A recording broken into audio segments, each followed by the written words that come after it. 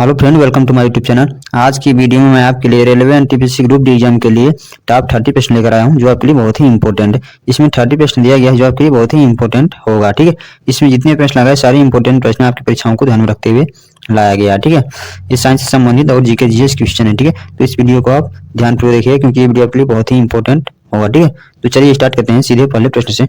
यहाँ पर दिया गया है सौर पृष्ठ पर लगभग कितना तापमान होता है, बताइए। फ्रेंड, यदि क्वेश्चन का आंसर पता हो तो आप कमेंट बॉक्स में दे सकते हैं। ठीक है, चलिए बताइए फटाफट। तो राइट आंसर हो जाएगा इसका 6000।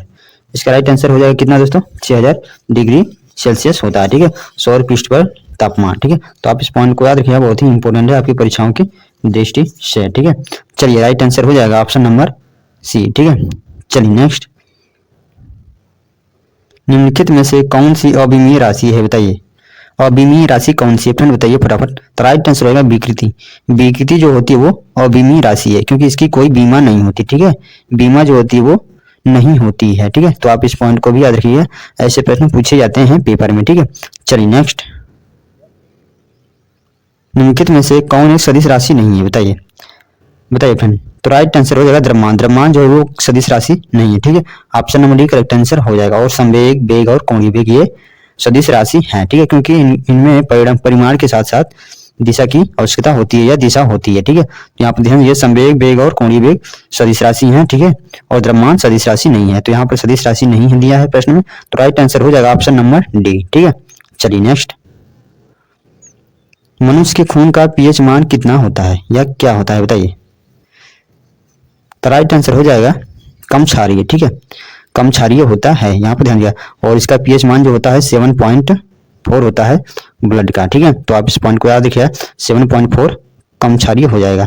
अधिक क्षारीय हो जाएगा जब ज्यादा जाएगा, तब 8, 9 इस तरह ज्यादा जाएगा तो अधिक क्षारीय हो जाएगा। ठीक है, यहाँ पर कम क्षारीय रहेगा 7.4। ठीक है, और जो उदासीन होता है वो 7 होता है। और अम्ल की बात की जाए तो अम्ल की मान जो होती है, अम्ल की पीएच वैल्यू जो होती है वो 7 से कम होती है। ठीक है, 7 से कम। ठीक है, तो यहाँ पर इसको भी ध्यान दीजिएगा, बहुत ही इंपॉर्टेंट है। चलिए नेक्स्ट। लाल रक्त कोशिकाओं के निर्माण के लिए शरीर का कौन सा अंग जिम्मेदार है, बताइए। शरीर का कौन सा अंग जिम्मेदार होता है या है, बताइए। तो राइट आंसर हो जाएगा अस्थि मज्जा। ठीक है, अस्थि मज्जा होता है जो लाल रक्त कोशिकाओं के निर्माण के लिए जिम्मेदार होता है। ठीक है, अस्थि मज्जा में ही लाल रक्त कोशिका का निर्माण होता है। ठीक है, तो राइट आंसर हो जाएगा ऑप्शन नंबर ए। ओके, चलिए नेक्स्ट। थानेसर का युद्ध किस राज्य में हुआ था, बताइए। ये भी प्रश्न वेरी इंपॉर्टेंट है, बताइए। तो राइट आंसर हरियाणा में हुआ था। ठीक है, option number A correct answer. Okay friend, चलिए इसके इंपॉर्टेंट पॉइंट देख लेते हैं। थानेसर युद्ध कब हुआ था, यहाँ पर दिया गया है आपको। थानेसर की लड़ाई, जिसे तपस्वियों की लड़ाई के रूप में जाना जाता है, 9 अप्रैल 1567 को सूर्य ग्रहण पवित्र स्नान मेले की पूर्व संध्या पर हरियाणा राज्य में सरस्वती घग्गर नदी के तट पर थानेसर के पास लड़ी गई थी। ठीक है, तो आप इन सभी पॉइंटों को याद रखिए, बहुत ही इंपॉर्टेंट है। 9 अप्रैल 1567 ईस्वी को हुआ था। ठीक है, चलिए नेक्स्ट। एग्रोस्टोलॉजी में किसका अध्ययन किया जाता है, बताइए। एग्रोस्टोलॉजी में किसका अध्ययन किया जाता है, क्वेश्चन नंबर 7 का कौन सा उत्तर सही हुआ है, बताइए फटाफट। बताइए फ्रेंड। तो राइट आंसर हो जाएगा घासों का। ठीक है, एग्रोस्टोलॉजी में घासों का अध्ययन किया जाता है। ठीक है, तो option number C correct answer हो जाएगा। ठीक है, चलिए नेक्स्ट। सूर्य के ऊपर के भाग को क्या कहा जाता है, बताइए। सूर्य के ऊपर के भाग को क्या कहा जाता है, तो राइट आंसर होगा वर्णमंडल। ठीक है, option number C correct answer हो जाएगा।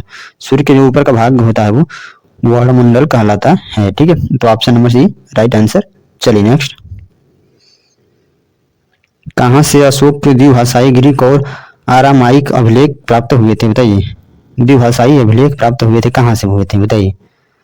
क्वेश्चन नंबर 9 का कौन सा उत्तर सही हुआ, तो राइट आंसर हो जाएगा शेरकुनांद कंधार से प्राप्त हुआ था। ठीक है, तो option number A correct answer हो जाएगा। ठीक है दोस्तों, अशोक के जो अभिलेख थे 2 भाषा में लिखे गए थे वो शेरकुना और कंधार से प्राप्त हुए थे। ठीक है, तो आप इस पॉइंट को भी याद रखिए, बहुत ही इंपॉर्टेंट है।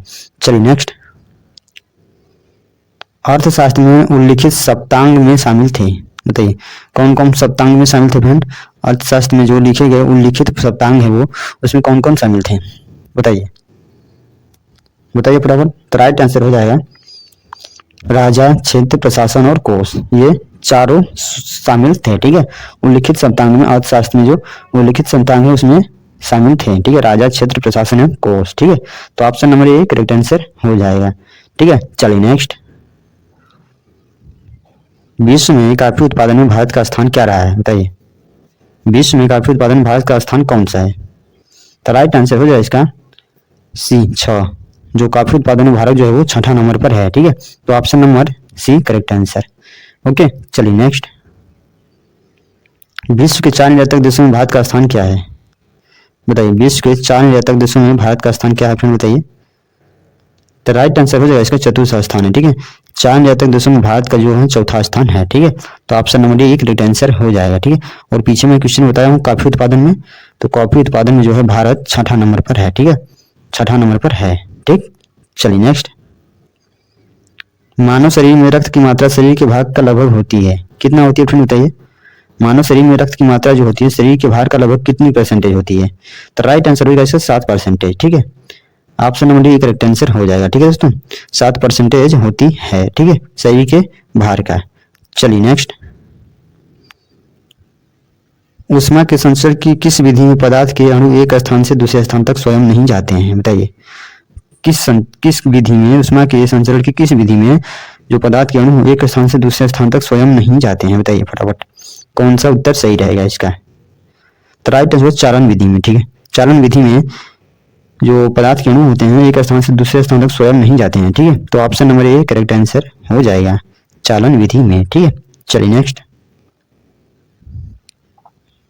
गौतम बुद्ध ने अपनी मृत्यु के उपरांत बौद्ध संघ के नेतृत्व के लिए किसे नामित किया था, बताइए। गौतम बुद्ध जो थे वो अपनी मृत्यु के उपरांत बौद्ध संघ के नेतृत्व के लिए किसे नामित किया था, बताइए। ये भी प्रश्न बहुत ही इंपॉर्टेंट है। तो राइट आंसर होगा किसी को नहीं, इसमें से किसी को नहीं, ठीक है। तो राइट आंसर हो जाएगा ऑप्शन नंबर डी, ठीक है। चलिए नेक्स्ट, स्यादवाद सिद्धांत किस धर्म का है, बताइए। स्यादवाद सिद्धांत जो है वो किस धर्म से संबंधित है या किस धर्म का है? तो राइट आंसर हो जाएगा जैन धर्म का है, ठीक है। Option number C correct answer हो जाएगा। स्यादवाद सिद्धांत जो है वो जैन धर्म में आता है, ठीक है। चलिए नेक्स्ट, किसी जीवित देह के भीतर कोशिका या ऊतक की मौत को क्या कहते हैं? तो राइट आंसर होगा नेक्रोसिस, ठीक है। नेक्रोसिस बोला जाता है किसी जीवित देह के भीतर कोशिका या ऊतक की मौत को नेक्रोसिस बोला जाता है, ठीक है। तो option number C correct answer. Okay, चलिए नेक्स्ट, यहाँ पर इंपॉर्टेंट पॉइंट देख लेते हैं इसके। किसी जीवित शरीर के अंदर कोशिका या ऊतक की मौत को नेक्रोसिस कहते हैं। यह एक आकस्मिक या अनियोजित कोशिका मृत्यु है, ठीक है। तो आप इस पॉइंट को याद रखिए, बहुत ही इंपॉर्टेंट है। चलिए नेक्स्ट, गाल्जिकाय का प्रमुख कार्य क्या होता है? गाल्जिकाय का प्रमुख कार्य क्या होता है, बताइए। तो राइट आंसर होगा कोशिका के बाहर श्रावण करना, ठीक है, या श्रावण करना, ठीक है। Option number D correct answer हो जाएगा। चलिए नेक्स्ट, निम्नलिखित में से कौन सा कोशिकांग डीएनए रखता है, बताइए। कौन सा कोशिकांग डीएनए रखता है, फटाफट कमेंट कीजिए। तो राइट आंसर हो जाएगा माइटोकॉन्ड्रिया, ठीक है। Option number D correct answer. Okay, चलिए नेक्स्ट, रक्त का शुद्धिकरण कहाँ होता है, बताइए। रक्त का शुद्धिकरण कहाँ होता है फ्रेंड? तो राइट आंसर होगा फेफड़ा, यकृत और किडनी, ठीक है। इन तीनों जगहों पर रक्त का शुद्धिकरण होता है। तो राइट आंसर होगा ये सभी, ठीक है। Option number D correct answer. Okay friend, रक्त का शुद्धिकरण जो होता है इन सभी में होता है, ठीक है। चलिए नेक्स्ट, लाल रक्त कणिकाओं का औसत जीवन काल लगभग कितने समय का होता है, बताइए। लाल रक्त जो कण होते हैं उनका औसत जीवन काल लगभग कितने दिन का या कितने समय का होता है? फटाफट कमेंट कीजिए, बहुत ही इंपॉर्टेंट प्रश्न है, शायद आप इसके प्रश्न का उत्तर जानते होंगे। तो राइट आंसर हो जाएगा 21 का राइट आंसर हो जाएगा 100 से 120 दिन, ठीक है। तो option number B correct answer हो जाएगा। लाल रक्त जो कण होते हैं हमारे शरीर में उनका औसत जीवन काल जो होता है 100 से 120 दिन होता है, ठीक है। तो option number B correct answer. Okay, चलिए नेक्स्ट, धातु का शोधन किस विधि द्वारा किया जाता है, बताइए। धातु का शोधन किस विधि द्वारा किया जाता है फ्रेंड, बताइए। तो राइट आंसर हो जाएगा विद्युत अपघटन द्वारा, ठीक है। Option number B correct answer हो जाएगा। धातु का शोधन जो होता है विद्युत अपघटन द्वारा किया जाता है, ठीक है। चलिए option number B correct answer हो जाएगा। चलिए नेक्स्ट, निम्न में से किसकी उपस्थिति में लोहे में जंग लगता है, बताइए। निम्न में से किसकी उपस्थिति में लोहे में जंग लगता है? वायु, नम वायु, केवल नमी, इन सभी से। तो राइट आंसर होगा इन सभी के वजह से लोहे में जंग लगता है, ठीक है। तो option number D correct answer हो जाएगा। ओके, वायु, नम वायु, केवल नमी, इन तीनों के द्वारा ही लोहे में जंग लगता है। तो इन सभी से राइट आंसर हो जाएगा, ठीक है। तो option number D correct answer रहेगा। चलिए नेक्स्ट, कौन सा अंग प्राय जंतु कोशिका में उपस्थित नहीं होता है, बताइए। वेरी इंपॉर्टेंट प्रश्न फ्रेंड, बताइए। तो राइट आंसर हरित लवज। हरित लवज जो होता है वो जंतु कोशिका में उपस्थित नहीं होता है, ठीक है। तो option number A correct answer हो जाएगा। ओके, चलिए नेक्स्ट, लाइसोसोम का क्या कार्य होता है या लाइसोसोम क्या कार्य करते हैं, बताइए। ये भी प्रश्न बहुत ही इंपॉर्टेंट है।